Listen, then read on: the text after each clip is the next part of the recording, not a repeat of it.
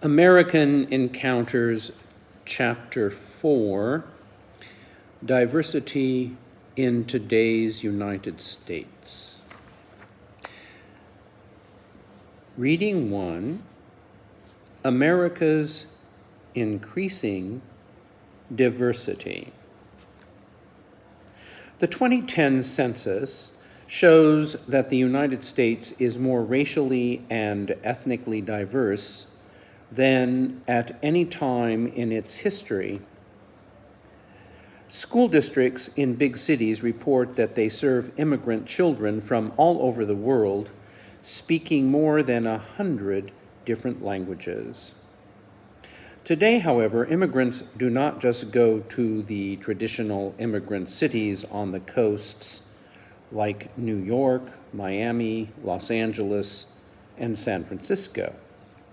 They also go to the suburbs and to smaller towns and cities in states like Georgia, Iowa, Colorado, and North Carolina. This growing diversity is partly the result of a change in immigration policy.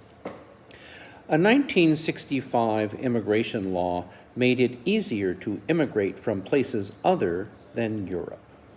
Since that time, there has been a sharp increase in immigration from Latin America and Asia. Currently, the largest number of immigrants come from Mexico, followed by China, India, and the Philippines. A new immigrant arrives in the United States every 30 seconds, and approximately 12% of the people now living in the United States were born in another country. Although this is higher than 35 years ago, when the percentage was about 5, it is lower than during the first decades of the 20th century, when it was closer to 15%. In the decade between 2000 and 2010, the U.S. population grew by more than 27 million. Non-whites accounted for more than 90% of this growth. Immigration contributed significantly to this development, but birth rates are also an important factor. For the first time, in 2012, more non-white babies were born in the United States than white babies. Whites have become a minority in 5 states and in many major cities, including Houston, Las Vegas, Los Angeles, Miami, Memphis, New York, and the nation's capital, Washington, D.C. The white population, non-Latino, is the majority at about 63%. The African American population has remained stable at about 13%. The big changes have been in the increases in Latino and Asian American populations. These populations have affected the way the country looks, feels, and sounds. The popularity of Latino stars like Jennifer Lopez and Selena Gomez has spread across the entire country.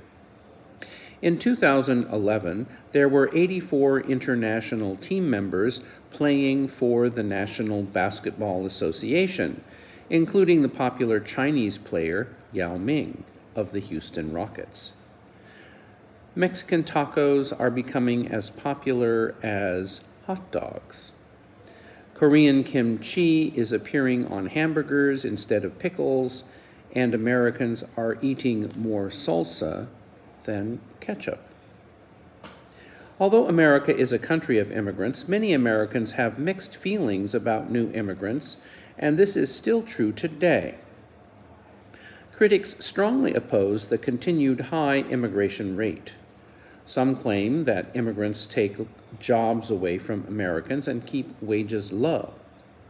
It is sometimes also argued that immigrants use too many expensive public resources, such as medical services and schools, and that immigrants do not want to learn English or become part of the American culture. However, there are many supporters of immigration in the United States and many Americans who have very positive feelings about immigrants. Supporters of immigration argue that the country needs immigrants. They point out that many of the people working in high-tech companies are immigrants. Some of the country's most familiar internet businesses, such as Google, Intel, and eBay, were started by people from other countries. One recent study found that more than half of the new technology companies in Silicon Valley were started by immigrants. Supporters also point out that new immigrants contribute to society just as the immigrant grandparents of Americans did. They increase the nation's productivity by buying homes, starting new businesses, and paying taxes. And they add to the diversity and excitement of American culture. Now we can look at the chart below on page 80.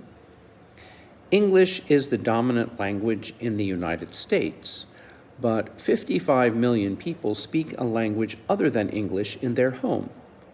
Spanish is the second most widely spoken language, with 34.6 million speakers in 2007. However, many other languages are spoken. Some have more speakers today than 30 years ago. Others have fewer speakers. So we can look at the languages other than English and Spanish spoken in the U.S. homes in 1980 and then again in 2007. And this is in millions, and you can see the languages being spoken in other languages besides English. Interesting, I'm surprised about the French. So look at this chart, we will talk about it in class.